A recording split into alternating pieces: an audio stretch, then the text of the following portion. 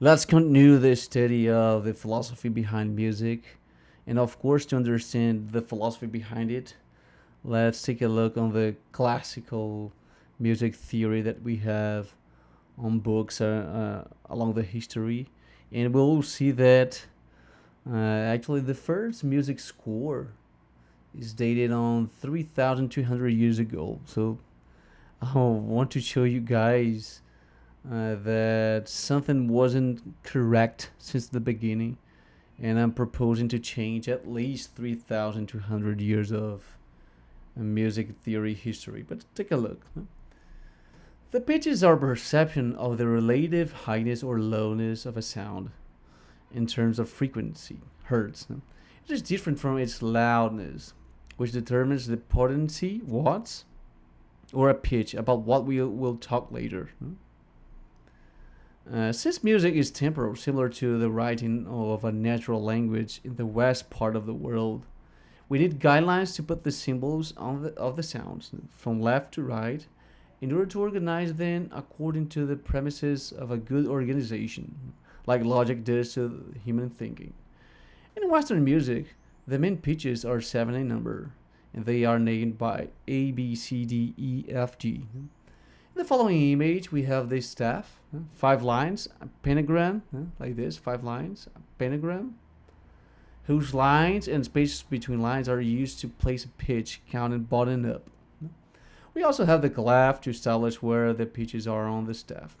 On the example, we have the G clef. This is the G clef. There are others, of course. Because it's most to the right point, this point here, the belly of the symbol, decides that we can find the G pitch on that line. So we can find the G pitch here. So this is the pitches on the staff. Duration is the relative length of a pitch measured in terms of second. Why am I saying relative? Either here in duration and here. Relative highness of lowness, because this is arbitrary. It depends on your interests.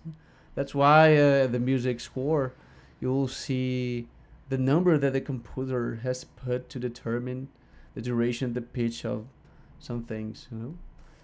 Duration is the relative length of a pitch, measured in terms of seconds. Before we discuss the symbols of duration, we should make our first philosophical inquiry about music theory. And take a look. We start to see one big similarity between music and language, despite of the fact that they essentially are about sound. These three basic aspects of music, pitch, loudness, and duration, are all relatives. What does that mean? The word house means a building for human habitation, right? But not in every language we use this word to denote the same object. There are a lot of ways to define what is properly a human habitation. Also, what could be something fast to someone might not be for someone else. In our natural language, we have arbitrated that the length of a word writing and speaking should not be so long. We cannot spend so much time speaking a word, right? So we could speak about a decent number of things in a timely manner. Same thing for music, although, as we will see soon about expressivity of music in section 4, the pitches are not semantically equivalent to words in natural language. They must have a given duration accordingly to the number of beats, pulse, BPMs, beats per minute, that you want your composition to have. So this number also defines what we call a time signature, which is a fractionate number representing the number of pitches, numerator, and their lengths, denominator. A measure is merely an arbitrary division of the pitches to help the reader identify better the symbols of duration and musical score. So the measure is something like this. We have measures. Of course, that you're not obligated to have only 4 pitches within one measure. This is arbitrary, depends on the composer, right? You have to establish the time signature too. 24 BPM. So we have 4 pitches that values 1/4 of a note. We'll have to see this in the future. This is the whole note, the half note, the quarter note. So if this is like, for example, 10 seconds, This is 5 seconds, 5 seconds. So this would be 2 point half, 2 point half, 2 point half, 2 point half. We're always dividing by 2. So this is what is important in this discussion. You have to always remember this. This is relative. It's not an absolute number. The composer has to decide the duration of each note. And like here, I've decided that this one would be 10 seconds. So this must be 5 seconds. The symbols, rhythm figures for the duration of the pitches are relative to one another proportionally using division by the number 2. But they don't have an absolute value until the composer defined the pulse. Just for you to remember that I'm using the present subjunctive here. The composer defined the pulse. This is not something that exists. I'm making a hypothesis. I hope that the composer defined the pulse. They are the following. So you just have to memorize these things, and divide by 2 every time that you want a new division. Consider a time signature of 4/4. 24 BPM means that if you have 6 measures within a minute, 6 measures within a minute, and each one of them has 4 quarter notes, a quarter of a whole note duration. So this is a quarter note. Each measure has a quarter note. You have 4 quarter notes per 10 seconds. So each quarter note has 2.5 seconds. This means that a whole note has 2.5 seconds times 4, 10 seconds in the song. This is completely arbitrary. I've decided that the whole note would be 10 seconds. So within a minute, if I divide also arbitrarily in 6 measures, I would have exactly this figure here. All this seems pretty accurate, right? But this is not the only way of defining the duration of a pitch and of a song as a whole. Actually, in musical scores for orchestral performances, it's not uncommon to have several imprecise and subjective ways of communicate the beat of a piece of music using what we call tempo marks. Some of them are names in Italian, grave, extremely low. Of course, I would have to make a Italian accent here. Grave, adagio, comfortably slow, andante, walking speed, vivace, lively, presto, very fast. We can also talk about the sense of speed using words like animato, with life, bravura, boldly, dolore, sadness, e fuco, fury, grazioso, gracefully, with the help of some prepositions and adverbs like a by, but, or however. That would be a diversity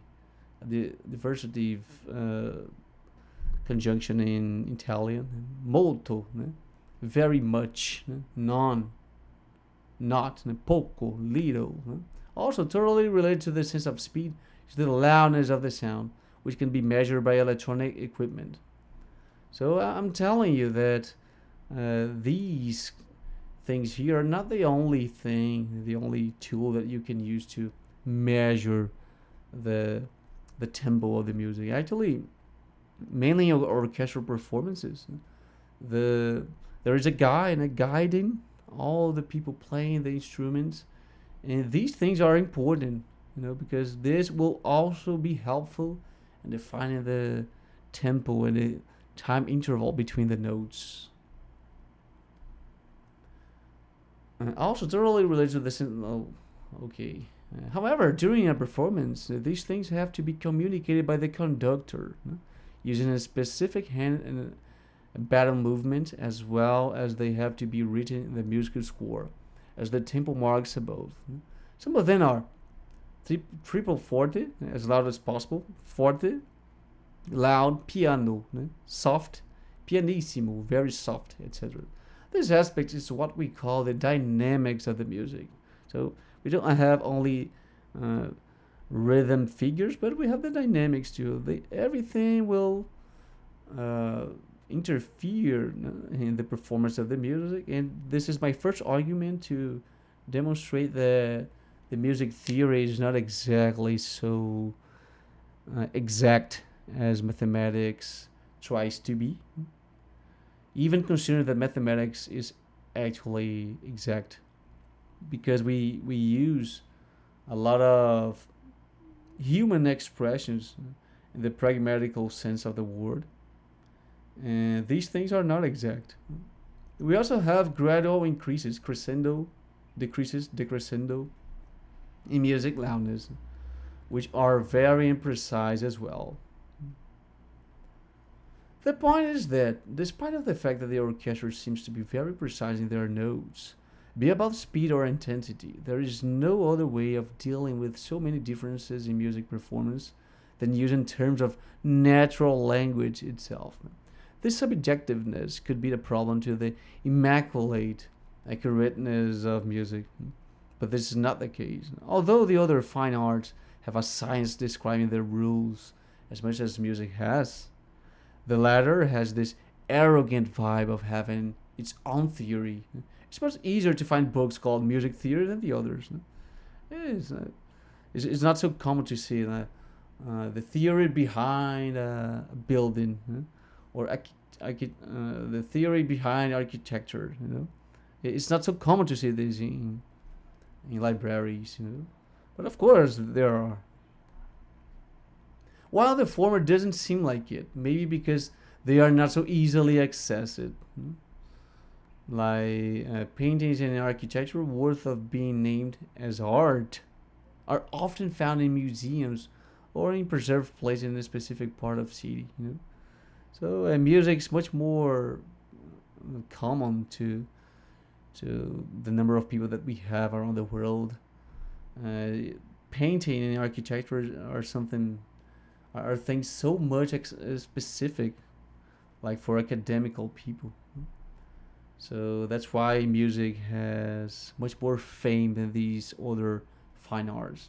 But the thing is, even in music, mathematics has found some problems concerning the linguistic problem of reference. Take a look at this problem. Let's learn something about the tuplets, more specifically, a triplet. Try to see a problem in the following image. Let's also remember the example of figure 3 used above, explaining time signatures. This figure here. So a conventional way to represent a triplet, now take a look. This thing would be only these two. So now we are creating a new symbol to represent that this thing might have, if you want, these 3 instead of 2. But the first problem is either this thing added to this one means this symbol, or you are trying to use this symbol adding this line with this 3 to represent that you have now 3 of the symbols equivalent to this one. So okay, this is a new symbol, but you're still using a non-symbol, which would be 2 of them would be equivalent to this one only. So why the 3 of them are being, in this case, equivalent to this one? So this is the first problem to be worried about. According to the proportion that we have seen above, figure 2, a new notation is telling us that instead of putting 2 quarter notes, each one of 2.5 seconds, to be length equivalent to a half note, we have now 3 quarter notes indicated by the line above them. This is supposed to represent that the performer has to play 3 quarter notes within the time of 2. It's kind of confusing, right? As we have established, once we have the time signature and the number of beats, all the symbols will have their respective duration exactly according to our convention of time measuring of seconds. If someone tells you that you can compress the length of 3 quarter notes within the length of 2, you are in front of a paradox. You have 2 choices. Either you say that the quarter note has 2 types of lengths, the quarter notes, 2 types of lengths, like 2 kinds of lengths, at the same time, discarding its symbolic and referential value. So this figure here has no value, because you are saying that this figure might have at least two types of lengths at the same time. This coordinate is symbolic and referential value, or you could actually put any symbol below the line saying 3. And this is the most problematic thing. If this image here doesn't represent the fact that two of them could be this one, so I could have put any image here, any of these figures here, because I'm not respecting the value anyway. So I could have put these things here below the line with a 3, and I wouldn't have any problem, because if I'm not considered the equivalence first-handed, I can put whatever symbol I want. Can you see the problem of symbolism in music theory? So if I wanted to be rigorous with them, I would say, man, the theory is not so good. It's not so well represented. Didn't you want to be the precise guy making this theory? Let's make it better, right? So let's take a look. We were here. So this is the most polemic thing. Or you could actually put any symbol below the line saying 3, because the only thing that matters is the new number of beats, 3, within 2.5 seconds times 2. We will be 5 seconds. That thing here, that would be 5 seconds, right? Because each one of these things is 2.5. So it doesn't matter the symbol that I'm using here, as long as you respect the entire number of 5 seconds. Each new quarter note, wherever symbol you put, would have 5 divided by 3. So now this new symbol, instead of 2.5 seconds, is 1.666. Well, any symbol that you would put here would have this number, because it has to be 5 seconds. So you would have to decide whether the left one is 5 seconds, or the sum of these two are also 5 seconds. Well, you don't know. You would have to start from something. But you have to remember that these symbols have relative values to each other. So if this is 5, this would be 2.5 each one. Another strange thing that is allowed in the notation of a music score is that you can say that the time signature is 4/4, which means that you can find within 2 bars a measure 4 quarter notes. You can also comport 2 quarter notes and 1 half note, like this thing here. 2 quarter notes and 1 half note.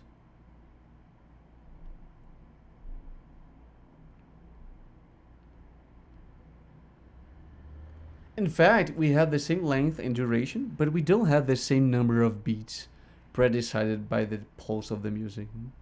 So with this change, we would play 3 pitches instead of 4, being the last one, the half note, longer than the first 2 pitches, the quarter notes. So instead of doing dun, dun, dun, dun, that would be dun, dun, dun, during the same interval. But I don't see 4 beats anymore. I just see 3. And the last one is kind of longer than the other 2, right? So the notation would be wrong. I don't see 4 beats anymore. Although it is within the same time of 4 beats. But what would be the value of this 4 then? We have a symbolic problem here. Do you want to be rigorous? So I'm being rigorous with you. So with this change, we would play 3 pitches instead of 4, being the last one, the half note, longer than the first 2 pitches. We could so thus create a new time signature, say 2, 4, and 1, 2. We will have here 2, 4, and 1/2. You know? But we would have to create new time signatures for here, and each time that you would want to change the pitches within these measures, right? We could solve this problem, like I said. What would be another paradox? Because is in the definition of a measure to have a given number of beats, the numerator, with their respective lengths values, the denominator. Otherwise, it would be useless to create the time signature in the first place. Look how strange this is. The use of half note instead of a quarter note. This is a half note. Looking at the second measure, we ask ourselves, what is the meaning of the numerator 4? We don't have 4 pitches here. We are all counting 3 pitches in 3 beats, although we know that the music is not going to take longer to finish. That would finish at the same time. When we look to the half note, we also ask ourselves the meaning of the denominator 4, because it is not a quarter note. This is not a quarter note. So this 4 would lose its meaning too. I don't see 4 pitches, and I don't see in this pitch here that it has the value of a fourth note, a quarter note. You have to only care about the length equivalence, people say. However, all the written figures are related to one another by proportion. So we could put any correct number of equivalent symbols in place of another, although not more than the size of 4 pitches of quarter notes per measure. But this would alter the number of beats, which should alter the time signature as well, because it is determined by the number of beats first established. So instead of having 24 BPM, we'd have 23 BPM. Of course, no, I used to have 24, but I've lost one. So I have 23 now. People would say, well, it's equivalent to the same length as 24. But I don't care about equivalence. I care about the things that I'm hearing. And I just hear 23 beats. At the same time, however, we know that we have 24 beats. If we start to say that a longer pitch has its length equivalent to 2 times of its previous lesser pitch, like a half note has 2 quarter notes, and still say that the first has 2 beats, actually, it only sounds without a pause during the time of these 2 lesser pitches. We would end up in the problem of the infinite division of a time interval, saying that this also has infinite beats, changing the pulse to infinite BPM, just because of this weird convention. A beat should be a distinguishable sound of a pitch, not divisions within an interval determined by the length of a given pitch, which can be divided indefinitely, sounding as a unison to the human ear. But that's it. If I can do this, I can also divide this to another 2 and another 2, and I can have a lot of beats if I want. It depends on the conventions. I can substitute the symbols whenever I want. So instead of having this one whole note, for me this is 1 beat. Bang. So instead of this, I would have just to use 64 beats, for example, within this time here. So I can do this indefinitely. I can always say to you that this note is equivalent to this one. So what is the function of the time signature? That would have 1 note per music, for example. And now you are saying that this 1 note can be 64 too. So how can I know what is the real time signature behind this note? I don't know. I can make this equivalence whenever I want according to this convention. So I can literally do this division infinitely, and I would have an infinite BPM. And also there's the strange concept of pause that counts as a beat with the same equivalence of the pitch's proportions.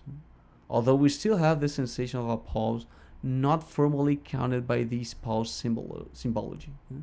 This sensation appears between the sound of the pitches. Take a look.